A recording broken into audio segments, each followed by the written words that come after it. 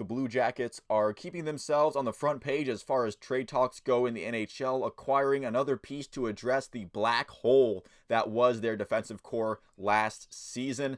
This time addressing the right side of the defense. You saw earlier this week they traded for Ivan Provorov on the left. He probably slides behind Zach Werenski. This time they trade for Damon Severson from the New Jersey Devils in exchange for a 2023 third-round pick. It is the 80th pick overall, and it was Calgary's pick that the Blue Jackets acquired from the Oliver Bjorkstrand trade from Seattle. No idea the origin of that third-round pick from Calgary. Maybe it was some kind of expansion draft deal. I'm not sure. It is a sign and trade as far as Damon Severson's contract. So right before he gets traded to the Blue Jackets, the Devils signed Damon Severson for an 8-year contract with a $6.25 million cap hit. Now, that cap hit is not astronomical. I don't think it's that bad of a cap hit, but the term is what makes this contract a little bit concerning. There is the chance that this contract doesn't age all that well, especially considering he'll be 37 when this deal expires. Now, I'm going to mention the New Jersey Devils return just for a moment to get this out of the way.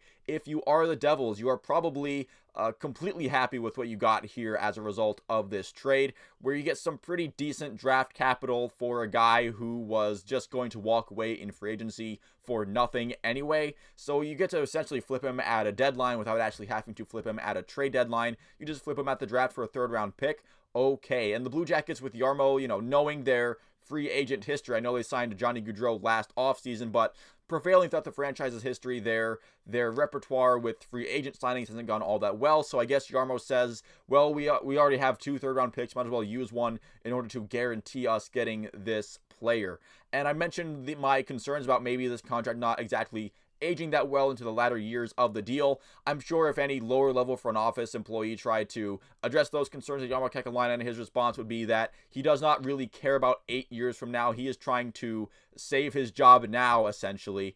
And what this does improve the Blue Jackets core now. And again, Damon Severson, he is going to be only 29 years old when this contract kicks in. He should still have plenty of good years left in the tank. Again, it'll be those, maybe years 6, 7, and 8 where that contract starts to sour a little bit. And the defensive core for the Blue Jackets has definitely gotten a lot better in this past week. I wouldn't say that it screams elite defensive core or anything, but again, like I mentioned earlier in the video, last season it was just a black hole. It seemed like goal after goal after goal. I believe only Anaheim had a worse goal differential than the Columbus Blue Jackets did last season. The Blue Jackets setting another franchise record for goals allowed after setting a franchise record for goals allowed the season before. So again, this is Jarmo Kekalainen really making an aggressive push to address a real need for this Blue Jackets team. I can't overstate just how much of how many bandages this defensive core really needs. And also a better defensive core should help Elvis Merzlikins, who the Jackets are really depending on to try to live up to his own contract that is already looking not great, and he's only 1 year into a 5-year deal with more north of $5 million. So Jarmo Kekalainen is essentially saying, look, if it takes 8 years to get him, then I guess it takes 8 years to get him, and we'll worry about the ramifications of this contract when they occur probably later.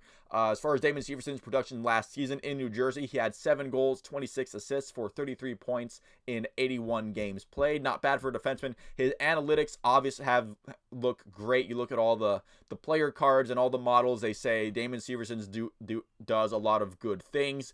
And I think for right now, he is definitely the front runner to pair with Zach Werenski. Now, what does this mean for the rest of the defensive core? Because let's be honest here, the Blue Jackets have way too many defensemen. They're going to have to move at least, you would think, one of the defensemen on the right side, where now you have Werenski and Severson are probably a pair. You have Provorov on the second pair with somebody who slides in there with him, and I think you have someone on the left side, and Eric Goodbranson, I feel like he is going to slot right into that third pair right-handed defenseman side. To see who could go on that top 4 with Ivan Provorov.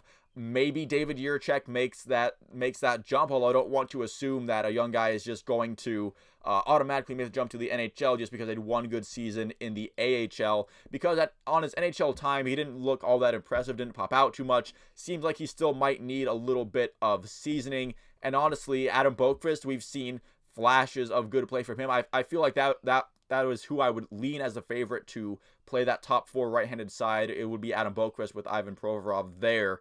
But that leaves Andrew Peak there. I'm guessing Andrew Peak is probably going to get traded. I've seen his name mentioned as far as a guy that other teams might be interested in. I know Andrew Peak had a lot of blocked shots, so that might be attractive to a team. He also had a really bad plus-minus rating, but if they have an analytics department, they'll probably tell you that plus-minus is a fairly useless stat. I know plus-minus is kind of on its way out the door in terms of how useful it is, but this definitely means there's going to be a massive shakeup on the Blue Jackets defensive core. There are going to be a lot of guys that were in Blue Jackets sweaters last season that aren't going to be this year, and we're going to be seeing a decent amount of new faces. We have at least 2 that we acquired in the past week. Maybe David Jiricek becomes more of a staple on the defensive core, depending on how camp goes. Who knows? I mean, there's one thing you can say about Jarmo Kekalainen in this offseason, is that if this all blows up in his face and he's out of a job and this season or in a couple of years, you can't say he didn't go down swinging. He's making desperate moves, and necessarily just because they're desperate doesn't mean they're necessarily bad. I understand the hockey sense behind these last 2 trades. Again, maybe that contract is a smidge too much for a little bit too long, but Jarmo Kekalainen is all about improving the Blue Jackets defensive core now, and I feel like that is accomplished with this trade.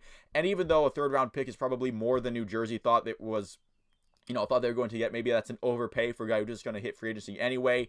I don't think Jarmo Kekalainen is worried about spending a 3rd round pick, and they have another 3rd round pick to spare in a draft where they have the 3rd overall pick anyway, so you would think that they would have a pretty decent crop of guys from this draft anyway. I'm not sure Jarmo Kekalainen is all that sad about losing the 80th overall pick in this draft anyway. So thank you all for watching this video. If you made it this far into it, subscribe and like if you enjoyed the video and would like to see more like it. I will see you at the next one.